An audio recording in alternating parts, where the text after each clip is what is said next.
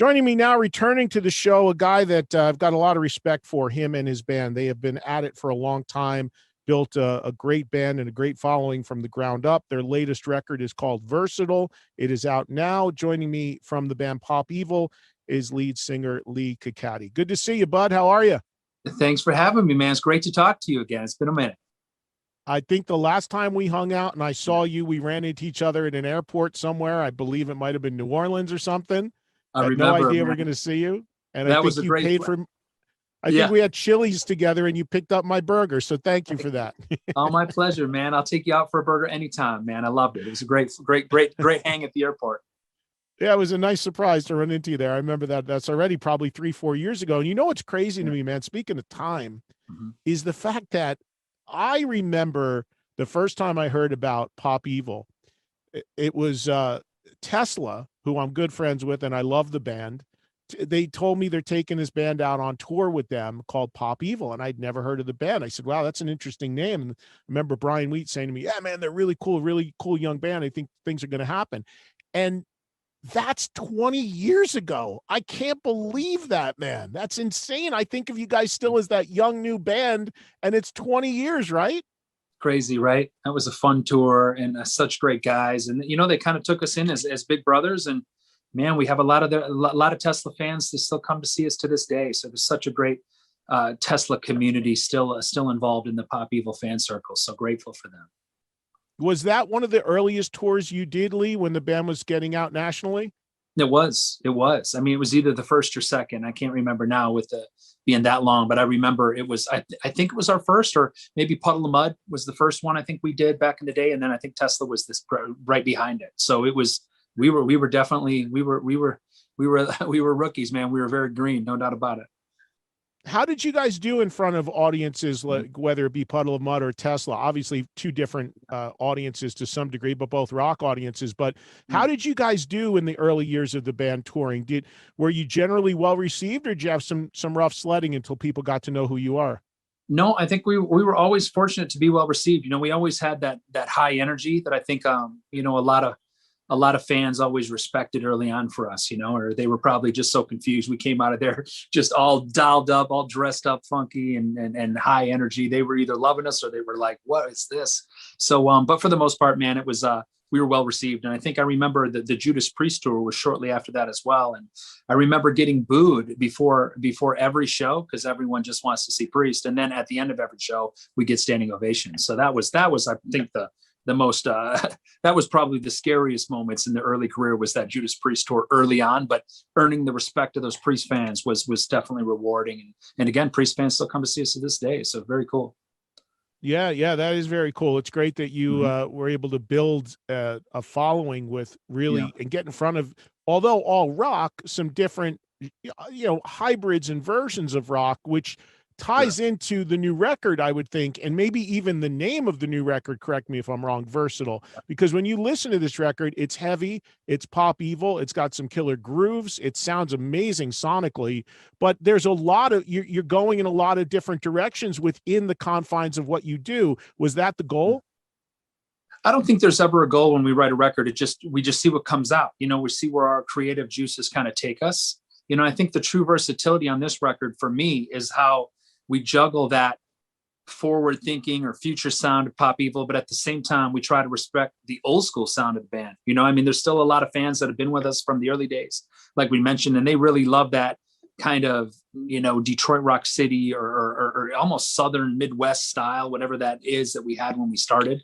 So again, you know, we try to still respect the early years and that early sound, but still, you know, always open to grow the sound and take it into the next generation. So, you know, it's I think that's the true versatility, is that yin and yang between old and new. Well, you mentioned you're in Michigan right now, which is home for you. So you're still rooted in that you know, that blue collar, you know, area, and the fans and the connection to the music. I mean, you're not do you still live in Michigan? Or you still live in your home area? I got a house still in Michigan, you know, so it's just, it's hard to get back as much. Obviously COVID, it was great to be back and spend a lot more time with family and friends since being gone. But, you know, I try to get back as much as I can, just because it's, like you said, it's home base. It's the foundation, you know, and there's a lot of studio friends actually in Detroit a lot as well. So it just, wherever it takes us, wherever the journey takes me, you know, I'm not afraid to pack up and go where it needs to be. But it's been great being home. You talk about the energy that you brought live when you first came out touring on those early tours, whether it was Tesla or Puddle of Mud. That energy, of course, is still there, man. Every time I see you at Rocklahoma, and I'll be seeing you again there coming up in September, Sure. you're out there walking on the crowd and in the crowd and bringing it nonstop. Do Yeah. you feel, is it harder for you to do? You're still relatively young, but is it harder to do now than it was 20 years ago? Does it take more of a toll? I'm sure it does, you know, to some degree, but it's just, I've always thought of myself as a fan first. So it's just so much more fun for me to be out there with the fans. I always got a little jealous of everyone's camping, enjoying their summer. And, you know, I think when I was younger, I always wanted to be backstage, but once you're finally backstage, and I know you can kind of, you know, testify to this, it's pretty boring. It's pretty stale backstage. You know, every band kind of hangs them out for a little bit and then everyone kind of goes to their corner.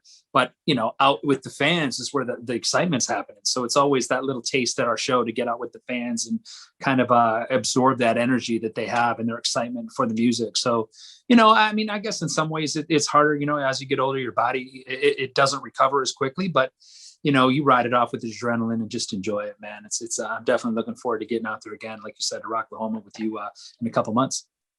Yeah, for people who have not seen Pop Evil live over the years, and especially in those stages and those festivals and stuff, Leigh gets out there, man. You bringing it, you're moving nonstop, and you'll jump over that photo pit, and you'll get out there with the people and run through the crowd and sing with them. Have you had any crazy experiences doing that over the last 20 years? Anything that's like was a little harrowing or anything? You know what? I'm sure there's been tons, but the one that stands up was that most recent, I think, Rocklahoma. I ripped my pants all the way down the back. I remember jumping over the crowd, and the fans. I think the fans actually, when they heard that we got added on to Rocklahoma, they sent me a bunch of pictures. They're like, "Dude, you remember when you split your pants?" I'm like, "Do I ever, man? Do I ever?" Thank God I had some underwear on that day. So you know, it was a lucky but fun moment, man. It's all good. It's all family. You know, it's scared. Get out there, do it up. Sure. Yeah, man, that's awesome. Now, let me ask you about Versatile and writing this record, because this record, correct me if I'm wrong, even though there's in some of the messaging in it, it can feel like it was a COVID record. It really was not. The writing on the songs for this record was actually done prior to COVID, right?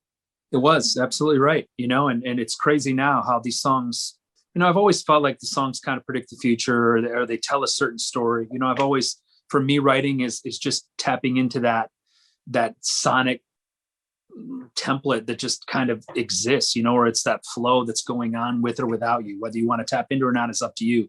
So, you know, just kind of listening to what my inner self is trying to tell me and what comes out, and not overthinking it. You know, I think this record especially was so important to not overthink it. You know, if it felt like it was hooking off and the band liked it, then we were going to roll with it. You know, we weren't trying to, again, now more than ever in today's streaming environment, it's so much a singles business or a streaming business, right? It's about the next song. But, you know, I think when I look back, definitely I was kind of, you know, blindsided by some of the lyrics, like, oh, wow, you know, I don't know necessarily what these mean to me now, but I'm sure in due time. And sure enough, you know, since the pandemic's hit, you know, I was listening to our new single today. You know, our single just dropped today, Survivor. And again, I was listening to the lyrics and I was like, oh my God, you know, like this, it's just scary how these songs really resonate in a totally different way now, you know. And I think being up on stage, just even being emotional. I mean, even being, you know, in the car up to the studio, I was like, man, dude, I was just imagining being on stage with all the fans, in some ways singing these songs back to us before we've even played them together as a band. It's just incredible to think that, you know, we'd ever have a hit song, but we haven't played it together as a band before the fans have even heard it. So such different meanings for all these songs now. It's crazy to think about. Did you intentionally hold releasing this record until you were able to go out and tour? I know it came out recently, but was the plan to put it out last year or earlier, and then you decided to hold through COVID? I mean, we did decide to hold. I mean, it wasn't really the plan. You know, I think we were going to hold it for a couple of months. Then of course, COVID lasted till summer. Then it was like, well, maybe we were just kind of doing what the world was doing, right? We were just seeing, you know, what was going to happen. But as things started to get shut down and looked like we were going to have to wait for vaccines, it was like, okay, look, let's just talk about it and regroup at the end of the year and, you know, put it out this spring. But it was definitely scheduled to be out last spring. We had a tour set up all around it, and it was definitely a different new landscape for all of us. So we were just kind of going with it. And everybody tackled that differently over the course of the last year and change. You saw some artists that intended to hold it, and then they decided, you know what, we're just going to let it go because they were already writing more records, or they just felt like they needed to get it out there, or they thought it was good time to put it out, maybe as people were cooped up. And then you had others that just were like, no, I'm going to wait. Some that are still waiting. So it's been a little mix of a lot of different things. But you're in a studio now. Were you? Because I've talked to some artists who put out new records and already have new stuff in the can because they were sitting around for a year. So what are you working on in the studio now? Absolutely. Always working on Pop Evil 7. You know, I mean, again, I don't know, who knows if these songs are going to make the record, but just keeping my skills up, always writing. When you have downtime, I think for most of us musicians, it's a great, you know, excuse to get back in the studio and write. You know, it's that we don't have to, when we get back on tour, we can stay out there. You know, having lost this year, you know, there's going to be a lot of us that are trying to make up for it in different ways. And, you know, being proactive by having, you know, songs in the can, I think is a good way to stay ahead of the curve. And hopefully when we get back to touring, you know, 2022, everyone's safe and it all looks like things are opening up for real. You know, we'll be ready to just go on to the next tour and just keep it rolling because songs are done. So, you know, we'll see. Just trying to just stay active and just keep the skills going and always writing. You also did a couple really cool music videos from this record, Breathe Again, and also for Set Me Free. And talk about making those videos, because the visuals are incredible, man. They're really, really cool looking. Yeah, I mean, as far as the visuals, it was great. You know, we had our team lined up. The way they not only, you know, came through with the band vision and, you know, what I was thinking and whatnot, and especially during this pandemic, was incredible. You know, there could have been so many obstacles visually that we wouldn't have been able to pull this stuff off. But the way everyone came together and just, again, no complaints. It was almost like, you know, the first drafts lead to second, third, fourth drafts. It was almost like we were on the same page from the first draft. I mean, the first samples we saw from from the Set Me Free video, it was like, oh my God, this is amazing. You know, let's roll with it. And then shooting the Breathe Again video was a whole different animal. We shot that, you know, in the middle of COVID. So that was a crazy dynamic. We couldn't even get Haley, our drummer, in because she was in England.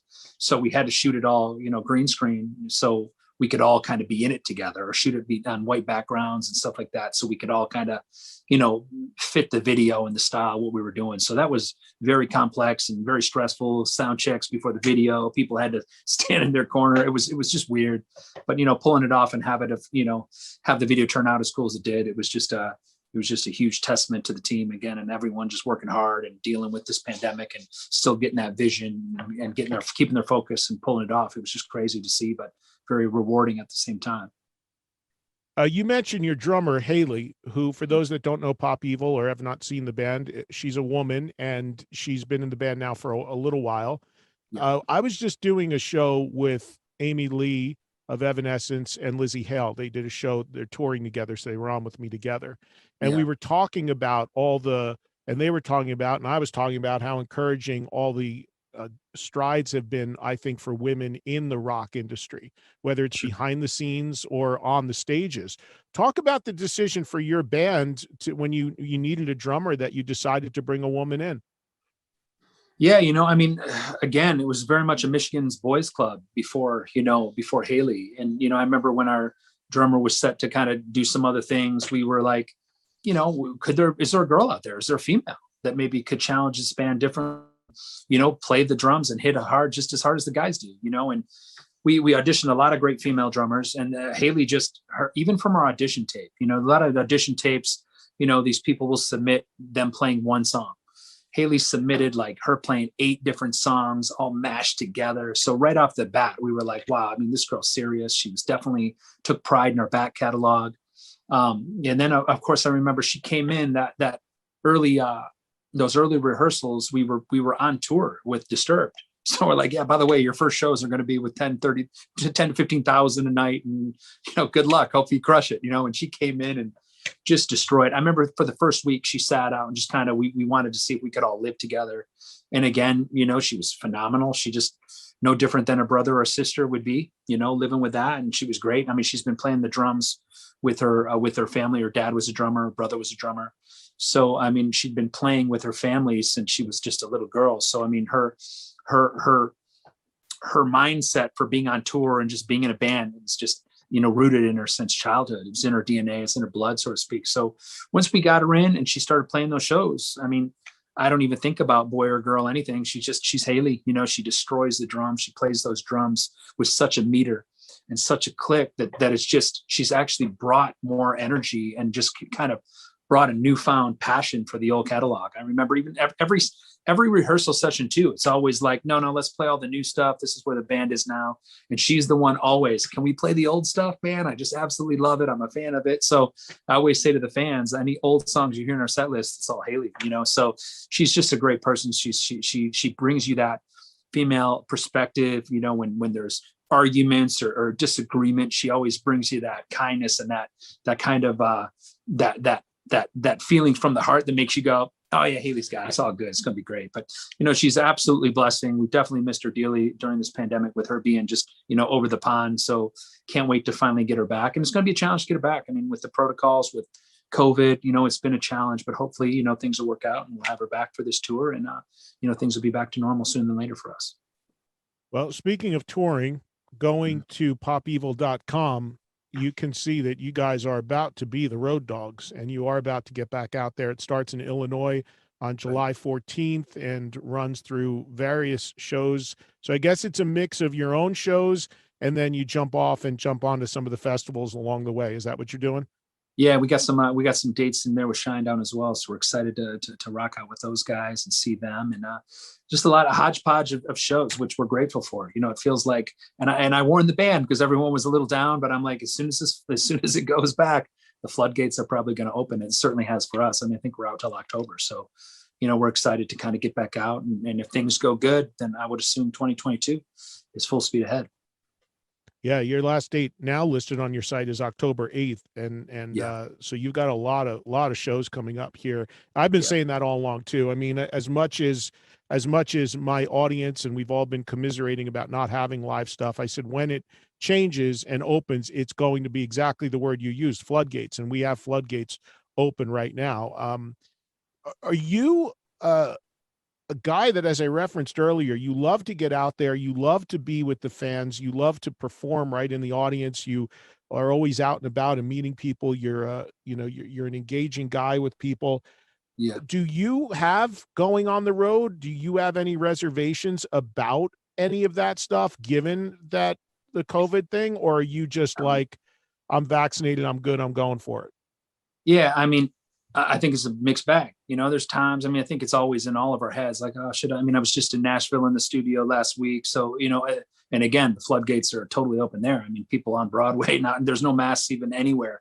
So, I think for a minute, same Michigan, here, I'm in Vegas, same here. Yeah, it's exactly. wide open. Yeah. Wide open. Right. And coming from Michigan, they're just lifting the mask mandates now. So, I know a couple of weeks ago, getting to Nashville and being there first was kind of threw me off because I'm so used to wearing the mask. But once you get going, I think I'm going to be like you said, just like, hey, I've been vaccinated, let's roll. Like, when you perform, especially like you can't half it. Like your energy, like it's a very energy based job.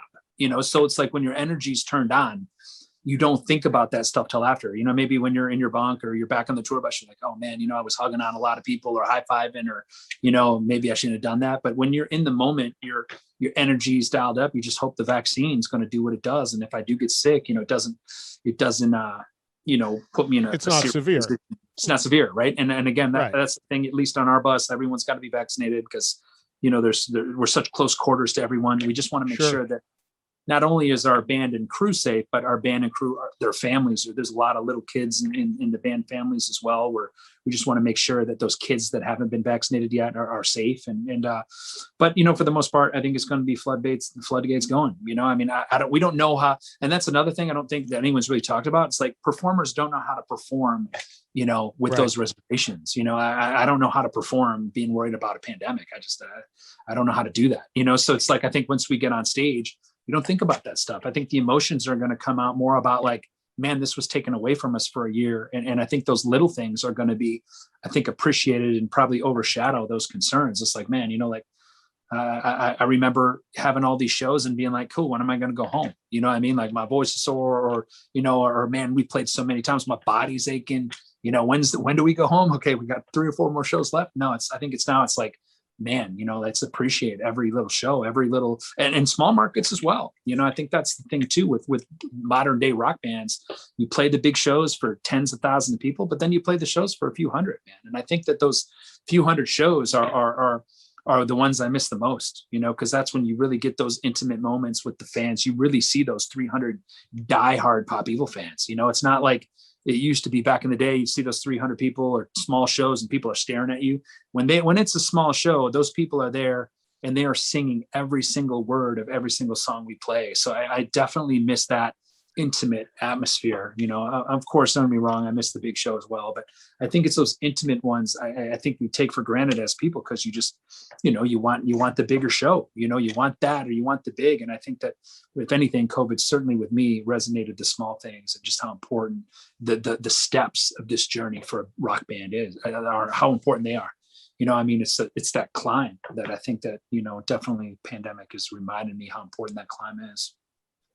Yeah. I'll tell you, you're 100% right. I mean, I'm with you on everything you said. I got vaccinated real early, and I've been out there quite a bit. And I can tell you that no matter what local restrictions may be put in place, that when you get together, whether it's fans of the show or bands backstage or whatever the case may be, it's just natural that you revert to the way everyone normally behaves. And it's just completely like, it takes a second. If you haven't been out there, it takes a second to, like you said, oh my God, I don't have a mask.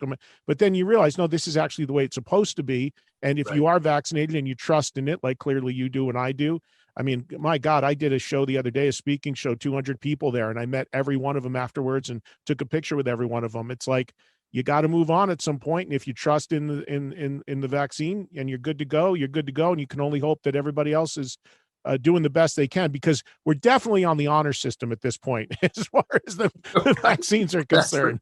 That's for sure. You can say all you want about having a card or having this or that, but we know that we're really on the honor system. And I just hope it continues on the right trajectory, and it's something we don't even have to worry about anymore. Yeah, I'm the same page. It's scary, but like you said, I mean, we've been kind of living that I don't know if scare is the right word, but living on the edge for, a year and a half now. It's like, I mean, how much longer can we do it? We got to get back, especially for musicians. Like at some point, man, we got to make a living too. It's a business, right? So at some point we can't really afford. And that was something I touched on early in the pandemic. It's talking to my other band members. Some of them are working jobs, man. They're like, what are you doing? Oh man, I'm catching a job here. I'm filling in for so-and-so. They'll let me fill in to get some extra money. I'm like, man, dude, like, that's got to stop. And in some ways it's been good, because now when we're off, we're off tour for maybe a few months now, band members we're not afraid to maybe get back out there. And because it's a scary thing, right? No, I mean, that's I think if you talk to most musicians, nobody wants to get off that tour bus. You know what I mean? I mean, we just want to stay grinding and stay on what we know. Because again, a lot of us have been doing this since we were kids. I mean, I don't think I've had that long off with no music at all since I was probably, 17, 18 years old. So, I mean, it was definitely a daunting thing to get back in the real world. I remember family being like, so when do you get back on the tour bus again? Because I didn't even know how to like live in the real world for more than a few weeks. It was like, okay, you're getting annoying, or what are you doing? Like, so I was like, man, that's a good point. I don't really know what to do. Cause again, for a lot of musicians, we were kind of, at least for me, I do the Pop Evil thing full time. So it's like, I was kind of in limbo, like, okay, are we gonna, get back here? And then, with a new album coming, handling all the press, I'm a big advocate and I want people to talk to me. You know what I mean? I mean, I know a lot of singers are mixed on that, but I mean, who knows more about this particular band than me, so I want to be there. I want to be kind of, available. And if I was working another job, it just challenges all that stuff. So, a year and a half was pushing it for me to kind of get back out there. So, like you said, I'm at my, worst end. It's like, I'm ready to go, man. I got to take a chance. I don't have a choice. And I think a lot of musicians are in the same boat I am. That's like, look, dude, if we I've been vaccinated, hopefully it'll work, but it's time to get back out there and push the boundaries a bit. Yeah, well, no doubt it's happening. I can tell you from firsthand experience, and it's been happening for a little bit. I mean, there's a ton of rock guys that live here in Vegas now. Corey Taylor just got back into town. He just did a month in clubs, and apparently that went really, really well. And that started out as a social distance, pods and separated. And I was talking to one of my friends in his band the other day, and he was saying that by the end, as the tour went on, by the end, it was just let it go, because let it go. I did Let something. It go. Yeah, it's wide open. It's full deal. I did something with D. Snyder a couple weeks ago for a release he's doing, and same thing. It was capped at 200 tickets. By the time the show went off, it was they let the capacity thing go. So it's great to see. And again, as long as we're all good and healthy, that's the way it should be, and it's awesome. So hopefully, again, it's something we don't have to talk about anymore going forward, and we can just leave it behind us, because you're right, Leigh, for the artists, for everybody, the impact is across the board, but also the people behind the scenes, the crews, the people that work. You talk about people getting other jobs. That I had read some things. There's some concerns about staffing with some of the crews, because people that are normally driving the buses on the big shows, or the riggers, or whatever they're doing, they were out of work for so long, they may have taken completely other jobs and left the road. So it's like a whole big void of people that you don't have to go on the road right now in some cases. Yeah, I mean, nailed it, right? I mean, I think we're going to see a lot of that as things start to open. It's like people that were scared to go get other jobs before stayed after, because this business is a tough business, man. It's you have to be a little bit, you have to be a little bit out there in a way to live on the road. It's just different. It's not normal, So once these people now had to get normal jobs, they don't have to come back. A lot of them aren't going to come back. They're more secure with a stable job that they can work, 9 to 5 and be home with their families after that. You can't blame them. Can't blame them. But it's for the rest of us that live and breathe this lifestyle. Sure. I mean, it's going to be a bit of adapting and, kind of finagling, trial and error until we get another team set up. But you're right. I mean, the crews, that was the most devastating, because they literally make all their money on when we tour. So, putting them in a position with no way to make money at all, they had no choice but to do something else. So it's going to be scary, I think, and again, every band's different. So for me, as we got a few new members in our team, getting them lined up. So again, hopefully they work out, but that trial and error takes sometimes tours to time that you figure out this guy doesn't fit, because, he doesn't want to be there at the end of the day, having to do that all over again. In the past, we've already had our guys and teams set up, and, trying to sustain some kind of financial kind of stability for them has been challenging during this time. So, it's just, we got to just kind of, it's like that bend but don't break defense. We got to just kind of do that and, just come back stronger, man. That's all we can do. Well, everybody check out Pop Evil's new album. It's out now. It's called Versatile. Sounds great. The website for all the information and tour dates is popevil.com. Again, their touring kicks off on July 14th, and there's a slew of dates, including some festival dates along the way, including the one I'll be hosting with the guys in Pryor, Oklahoma at Rocklahoma Labor Day weekend. There's a bunch of other stuff scattered along the way as well, including, like I said, the headlining dates. Real quick, are you on the headline dates? Is it just you, or are you carrying support? No, we got some great opening acts, 0936, and then we got Broken Love. So great bands. Oh, love those guys. Great guys. Yeah, I love Justin. That kid is a great singer, man. He's killer. He's got great pipes on him. I've had him on the show.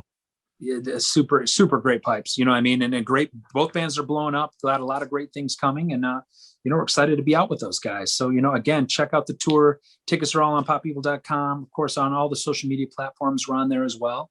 And can't wait to see everybody, man, in person. Finally, man, it's been too long.